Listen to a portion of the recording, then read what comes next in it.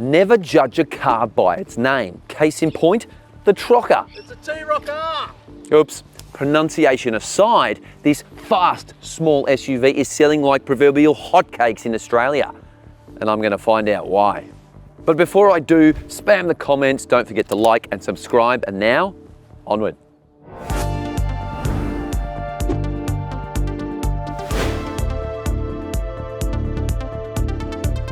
Last year, the T-Roc was the best-selling VW in Australia, and although it has now been overtaken by the Amarok Ute in terms of buyer popularity, it's still a crucial vehicle for the brand. And get this, 20% of T-Roc sales are for this here R, suggesting Volkswagen has found the secret sauce.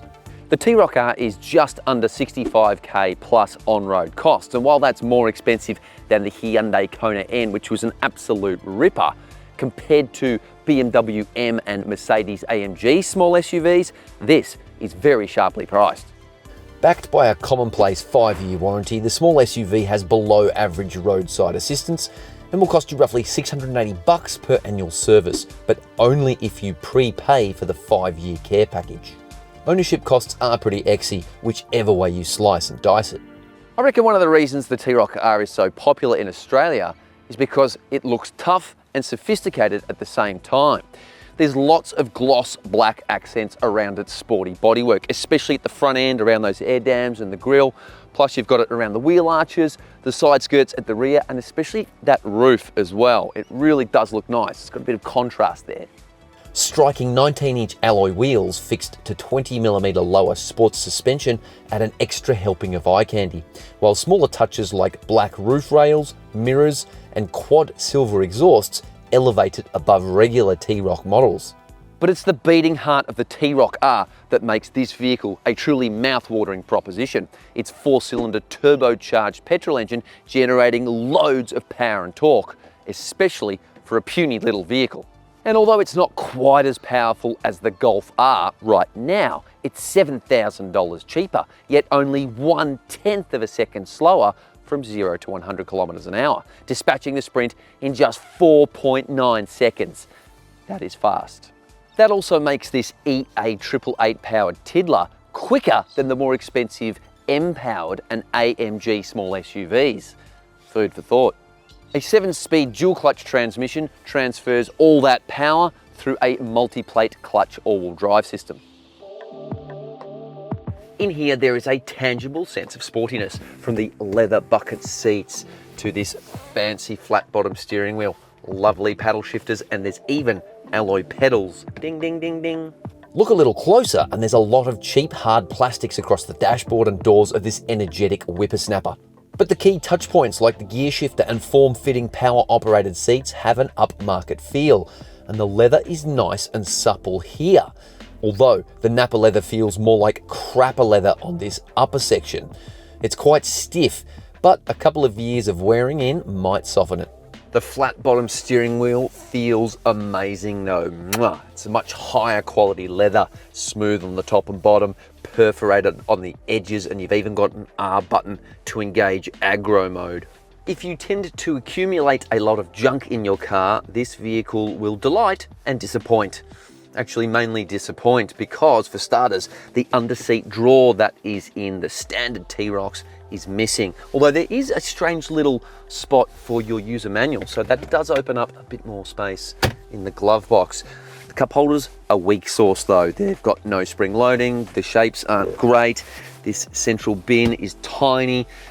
Incidental storage, not great either. There's a spot here for your mobile phone and a few odds and sods. Wireless phone charger is nice, twin USB-C ports is nice, 12-volt socket, and there is a little bit of redemption in the door pockets which do fit the Mega Gulp. That's not bad. At a glance, the infotainment looks pretty spiffy, but zoom in and you'll notice the tech is a generation behind newer V-dubs. And there's another reason why the T-Roc is currently much cheaper than the VW Golf R. While this 9.2-inch Discover Pro central touchscreen setup doesn't look as schmick or have as many features as the latest versions, which you get in the new Golf, for instance, it is easier to use thanks to a more intuitive menu system. Built-in sat-nav is nice, as is digital radio. Plus, there's gesture control, which is silly but fun, voice control, and, mercy be, physical buttons for climate control and frequently used vehicle systems. There's also a reasonably good 300-watt 6-speaker stereo, plus wired and wireless Apple CarPlay and Android Auto. It's nice to have choice. The digital driver's display is excellent. It looks fantastic, nice and sharp, and there's several different layouts you can scroll through. You can have the traditional twin dials, you can go with full screen maps or trip information, or a combination thereof. The reverse parking camera system has just one lens and no 360-degree overhead view or 3D mode, which is disappointing for a vehicle at this price. You do get front and rear parking sensors and a robo parking system, which partially makes up for that. The safety suite is solid, but the lack of traffic sign recognition and a couple of other items once again shows its age. And while 6 airbags is acceptable, the new Golf has 8.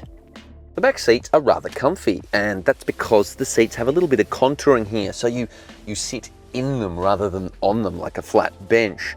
And these headrests are just divine. They are so soft. I could honestly sleep back here. Headroom, not too bad. Legroom, not great. There's a little bit there, but when I have a baby seat here, that front seat has to move forward and everything gets very cramped. That's what you get with a small SUV. Also, material quality back here, not so good. The doors are full of scratchy plastics.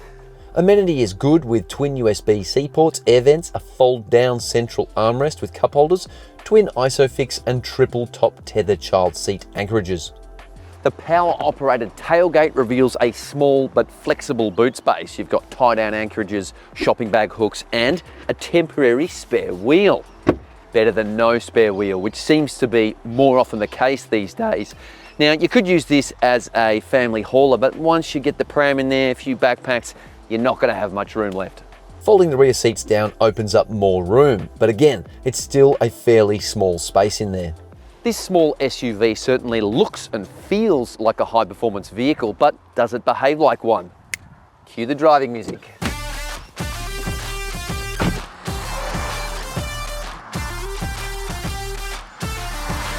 Every time I get behind the wheel of the T-Roc R, I can't help but smile because it is such a well-rounded performance vehicle. It's fast, make no mistake, but it can also be quite docile. Flick it into comfort mode and it dials back the powertrain, the gearbox, the steering, the suspension. It's comfortable. But first, let's focus on the engine for a moment, which slots into this SUV like a hand in a glove. The EA888 motor pulls really strongly from low revs, but also has tremendous mid-range punch.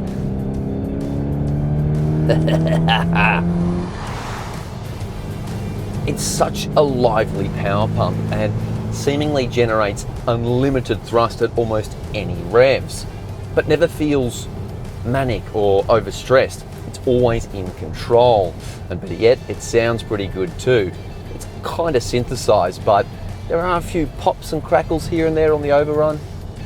The sizzling SUV is deviously fast through corners and in a straight line, and the 7-speed dual-clutch cog swapper whips through gears with a smooth, practiced intensity, a bit like Jean-Claude Van Damme snap-kicking his way to the truth in the unloved Street Fighter movie, circa 1994. Volkswagen's chassis nerds have done a great job of making this feel like a proper hot hatch. It doesn't have that top-heavy feel that bigger SUVs have, and with anti-roll bars front and rear, it doesn't have a lot of body lean. Hunkers down through corners and feels epic. The steering could do with a bit more feedback, but the front McPherson strut suspension has been tuned in such a way to deliver just enough feel and poise to let you punch out of corners under full throttle with a lot of confidence. When the little hottie is in full attack mode, it can feel a bit squirrely over mid-corner bumps, as the adaptive suspension is very firm in race mode. But grip levels from the Continental Conti Sport Contact 5 tyres, say that 5 times in a row, are pretty good, so that 9 times out of 10, punching through corners you've got lots of grip. Braking performance is very, very good. I really like the stoppers, and they let you dive into corners with a lot more confidence. Another thing I like is the granular drive mode system. You can really deep dive into it and adjust them to your tastes. So you can stick everything in wild mode, but dial back the suspension to mild, which lets you drive along rougher country roads without having your spine completely smashed out of whack. That said, there's a touch of firmness over sharper hits, and once or twice the suspension sent a thump right through the cabin. Such was the kinetic shock. Not to mention, the gearbox also suffers low speed hesitation as its computer brain struggles to keep up and ponders clutch release timing. The sleek buttons on the steering wheel can also unintentionally activate functions during hard driving, and I found my wrists and the base of my thumb sort of clicking the seat heater on several occasions.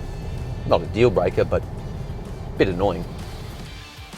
For the most part, refinement levels are very good, and it's an obedient urban explorer.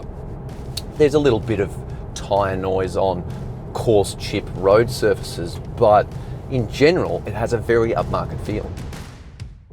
At full whack, the T-Roc R can be very thirsty, using up to 20 litres of fuel per 100 kilometres travelled. But after a few months in the saddle, we have noticed that fuel consumption has settled down significantly to less than half that. Outward visibility is good, apart from a chunky blind spot at the rear pillar, providing decent sight lines in all directions. And I also want to mention the Matrix LED headlights. They are very, very good. Almost as bright as a supernova at night. In summary, the T-Roc R's driving dynamics are hard to fault.